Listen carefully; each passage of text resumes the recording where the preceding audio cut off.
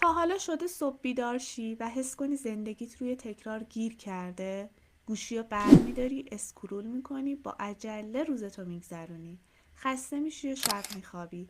و فردا دقیقا همون داستان از اول.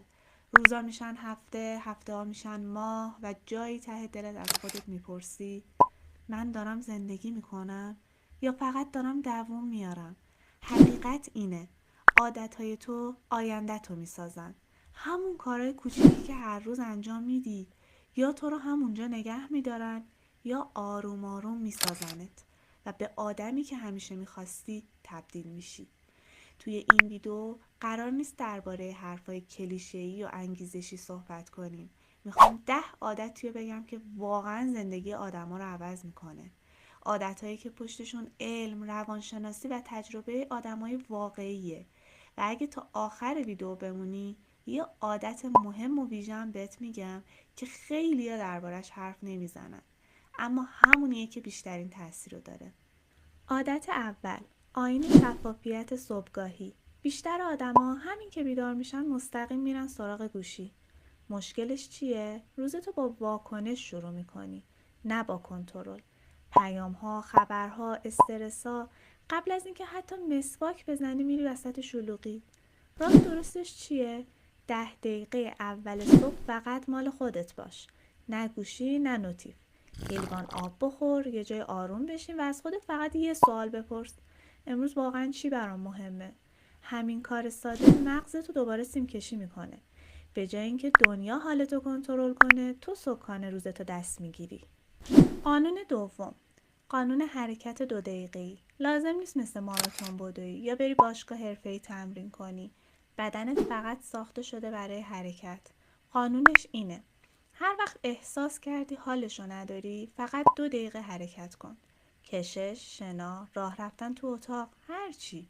چرا جواب میده؟ چون حرکت احساس میسازه. سخت‌ترین بخش هر کاری شروعشه. این عادت مغزتو گول میزنه که فقط شروع کنی. عادت سوم، تمرکز روی یک کار. ما نسلی هستیم که میتونیم چند کار رو همزمان انجام بدیم، ولی حقیقت تلخه. چند کار رو همزمان انجام دادن تو رو مفید نمیکنه، حواس پرتت میکنه. هر روز فقط یک کار مهم انتخاب کن و 1 ساعت کامل فقط همون رو انجام بده.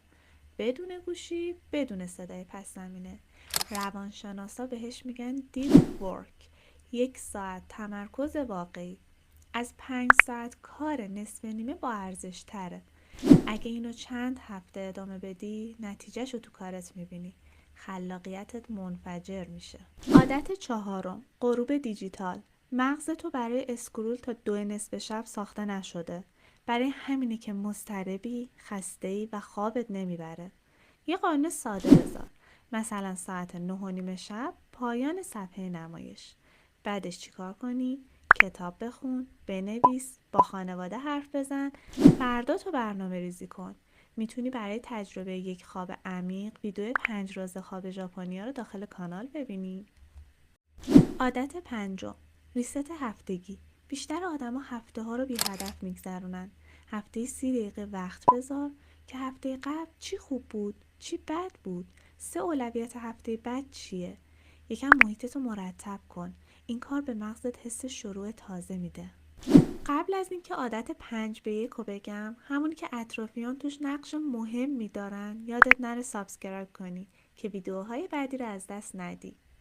عادت ششم، قانون انرژی اجتماعی 5 به 1. یه حقیقت کمتر شنیده شده: آدمای اطرافت عادتاتو شکل میدن. برای هر آدم منفی یا خسته کننده حداقل 5 ورودی مثبت داشته باش: پادکست خوب، دوست انگیزشی، ویدیو الهام بخش یا یه کامیونیتی مثبت. محیط از اراده قوی تره، پس محیطتو هوشمندانه بساز. عادت هفتم، لنگرهای قدردانی. ما فکر میکنیم وقتی موفق شیم خوشحال میشیم، ولی علم میگه برعکسه. خوشحالی موفقیت میسازه. هر شب 3 چیز کوچیک بنویس که بابتشون شکرگزاری، نه چیزای بزرگ. مثلا قهوه صبح، هوای خنک، لبخند یه غریبه. این کار مغزتو عادت میده به دیدن داشته ها، نه نداشته ها. عادت هشتم، روزی 20 دقیقه یادگیری. 20 دقیقه در روز مساویه با بیش از 120 ساعت در سال. کافیه برای یاد گرفتن یه مهارت جدید. کتاب، دوره یا حتی یه ویدئوی آموزشی به جای اسکرول الکی. رشد سریع نیست که مهم تداومه. عادت نهم، صبح و شب ساکت. دنیا پر از سر و صداست، ولی مغز به سکوت هم نیاز داره. 10 دقیقه سکوت صبح، 10 دقیقه سکوت شب. فقط نشستن، نفس کشیدن، فکر کردن. اوایل سخته، ولی کم کم سکوت میشه قدرت مخفیت. عادت دهم، قبل از آماده بودن شروع کن. کمالگرایی قاتل رویاست. همه منتظرن آماده بشن، ولی حقیقت اینه هیچ وقت آماده نمیشی. ایمیل رو بفرست، ویدیو رو منتشر کن، پروژه رو شروع کن.